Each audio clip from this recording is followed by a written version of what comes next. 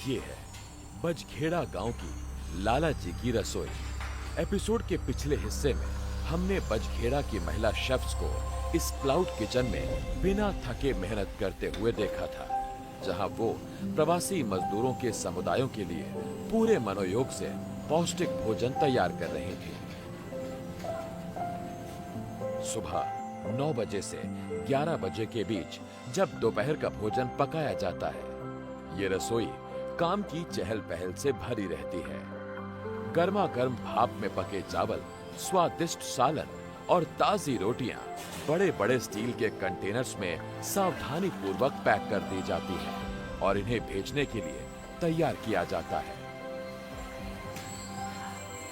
आज दोपहर का खाना उन निर्माण स्थलों पर भेजा जा रहा है जहां कई अलग अलग राज्यों से आए मजदूर काम कर रहे हैं। ये मजदूर उत्तर प्रदेश, पश्चिम बंगाल, बिहार, राजस्थान और मध्य प्रदेश के गांव से रोजगार की तलाश में दिल्ली आते हैं। वो कई बार अपने परिवारों के साथ भी यहाँ अपनी आजीविका के लिए आते हैं।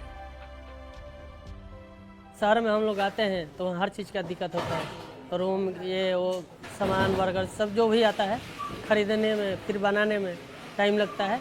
इसके वजह से यहाँ बना मिलता है वो सही रहता है। नहीं होता तो हम बना के लाना पड़ता है, या नहीं तो ऐसे ही एडजस्ट करना पड़ता है। लाला जी का रसोई का खाना हमें बढ़िया लगता है और बढ़िया रहता है, शरीर से कोई दिक्कत नहीं आता है। उनके थे से हमें शुक्रिया करते हैं। यहाँ खाना अच्छा है, टाइम टाइम खाना मिलता है और उसमें खाना मतलब सब्जी जो है चेंज होता रहता है।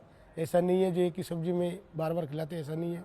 कभी पकौड़ा हो गया, कभी ये राजमा चावल हो गया, कभी खिचड़ी हो गया, उसके साथ पापड़ है, सब कुछ है। मतलब खाने का कोई दिक्कत नहीं है, क्योंकि यहाँ काम करके जाते हैं फिर बाजार उजार करो बहुत दिक्कत होता है। जब यहाँ खाना मिलता है तो अच्छा है, उसके लिए इसलिए यहाँ खा लेते हैं और कभी कभार अगर लेके रूम में भी चला जाते हैं, पैक करके रात का खाना लेके जाते हैं। महीने का हिसाब से कम एक आदमी का 4000 रुपये बच जाता है।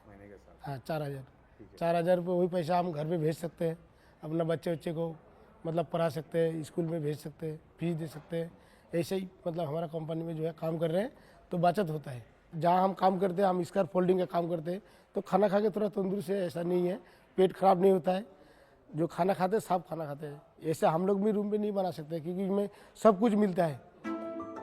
लाला जी की रसोई में काम कर रही महिलाओं के लिए ये किचन केवल आर्थिक स्वतंत्रता का एक जरिया नहीं है, बल्कि उनके जीवन को एक नई दिशा और उद्देश्य देने वाला स्थान भी है। इस रसोई के प्रति इन महिलाओं की निष्ठा सिर्फ एक नौकरी से कहीं बढ़कर है। वो इसे अपनी एक ऐसी जगह मानती हैं जहां मेहनत और प्यार से उनके साथी श्रमिकों के लिए भोजन तैयार होता है। इस सेवा को देने में उन्हें गहरी संतुष्टि मिलती है।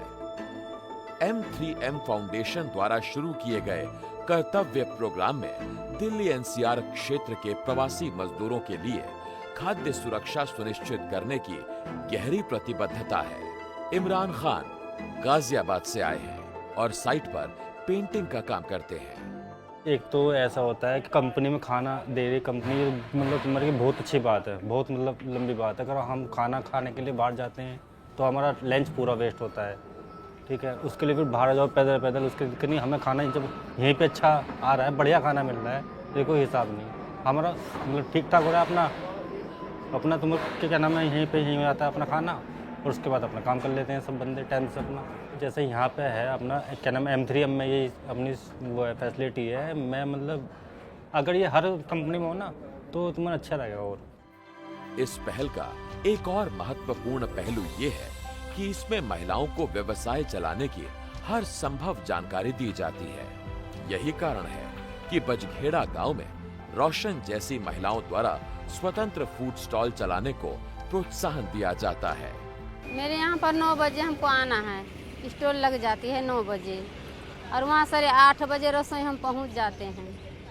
हाँ, और 4 बजे यहाँ स्टॉल ख़त्म हो जाती है। कोई भी आंटी भी बोलती है, कोई आंटी भी दीदी भी बोलती है तुम्हारा खाना बहुत पसंद है और तुम्हारा स्वभाव भी सही है।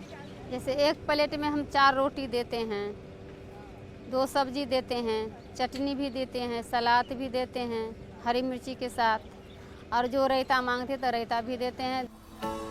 42 वर्षीय रोशन ने न केवल अपने घर के खर्चों में योगदान देने के लिए धन बचाया है, बल्कि खुद में व्यवसाय चलाने की भी गहरी समझ विकसित की है।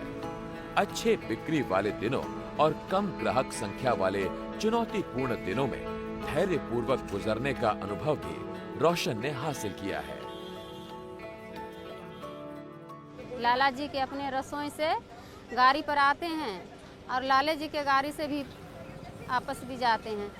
लाले जी को ना धन्यवाद बोलेंगे ना, इसी के कंपनी में ना हम काम करते हैं ना, इसी के ना धन्यवाद बोलेंगे। जो ग्राहक यहाँ आते हैं वो अक्सर सफर में होते हैं। उनमें से कोई किसी नजदीकी इमारत का गार्ड, तो कभी रास्ते से गुजरने वाले यात्री होते हैं। लेकिन इन स्टॉल पर परोसे जाने वाले स्वादिष्ट और स्वच्छ भोजन ने कई ग्राहकों को नियमित ग्राहक में बदल दिया है। हम मैडम अभी परस में काम कर रहे हैं, परस कंपनी में, ये सामने वाला। इसमें आप 5-6 महीने से है। जिस दिन से टोल से यहाँ लगा है उस दिन से डेली हम यही खाना खाते हैं। और बात हुआ कि हम अकेले बनाने पहले बनाते थे, अभी प्रॉब्लम आ रहे हैं तो खाना मिल जाता है तो ज़रूरी क्या है अपना बनाने का।